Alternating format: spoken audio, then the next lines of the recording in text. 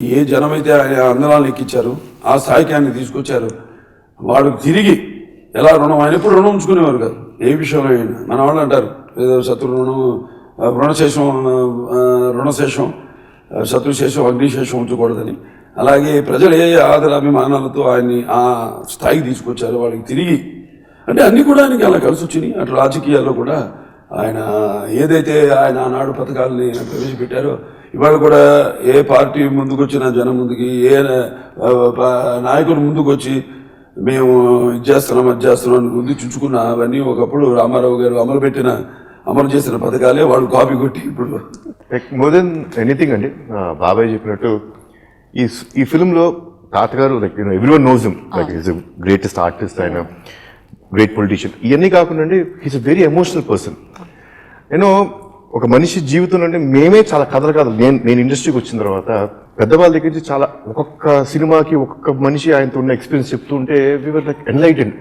ఏంటి అంత గొప్ప వ్యక్తి నిజంగా అంటే వింటుంటే వేరే వాళ్ళ నోట్లో నుంచి మనం ఆయన గొప్పతనం వింటుంటే చాలా ఆనందంగా ఉండేది.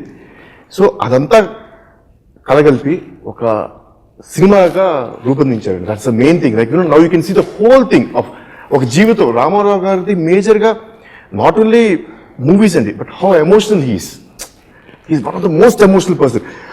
ఆయనకి మా నాయనమ్మ గారికి ఉన్న బాండింగ్ ఏంటి, see how much value a person gives to his family. First ఇంట కలిసి రచ్చగలం అంటారు ఫస్ట్ ఎప్పుడైనా సామెతది. ఫ్యామిలీ ఇంపార్టెన్స్ ఆయన ఎంత ఇచ్చేవారు, ఎంత ఎలా మాట్లాడేవారు ఆయన, వాళ్ళతో ఎలాంటి బాండింగ్ ఉండేది.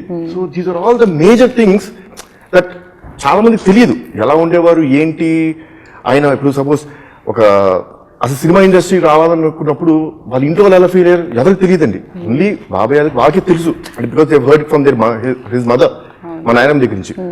సో అలాంటివన్నీ జనాల ముందు పెడతాం. అంటే ఒక మనిషి వెనక ఒక స్త్రీ ఎంత ఇంపార్టెన్స్ ఇచ్చింది సక్సెస్ కి, ఉమెన్ బిహైండ్. సో ఈయన సక్సెస్ కి మా నాయనమ్మ ఎలా ఉన్నారు, ఈయన సక్సెస్ కి ఈయన పిల్లలు ఎలా అంటే సక్సెస్ అని కాదండి, he's was most successful, but how were there the family to support him. ఆయన పక్కనే ఉంటూ ఏం కావాలంటే అది లైక్ ఆన్ ద ఫ్లై.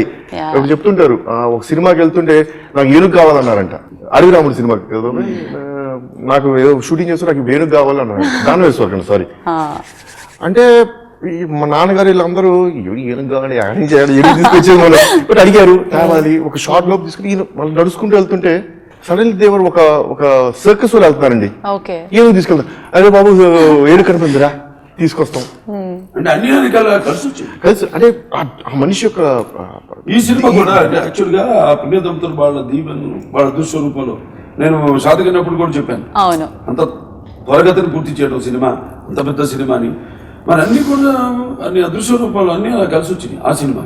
ఈ సినిమా కూడా అలాగే అన్ని మేము ఫ్లైట్ కావాలనుకో ఎయిర్ ఇండియా ఉంటే బాగుండేది. ఎప్పుడు ఆయన అమెరికా తిరిగి వస్తున్నారు కదా అంటే ఇక్కడ హైదరాబాద్ హ్యాంగర్ లో ఒకే ఎయిర్ ఇండియా ఫ్లైట్ ఉంది. ఆ ఫ్లైట్ ఇక్కడ ఉండాల్సింది కాదండి, అది ఎక్కడో ఢిల్లీలో ఎక్కడో ఉండాలి.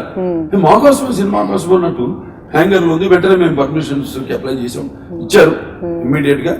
అన్ని అసలు అన్ని ఫెల్ట్ ప్లేసెస్ మాట అన్ని.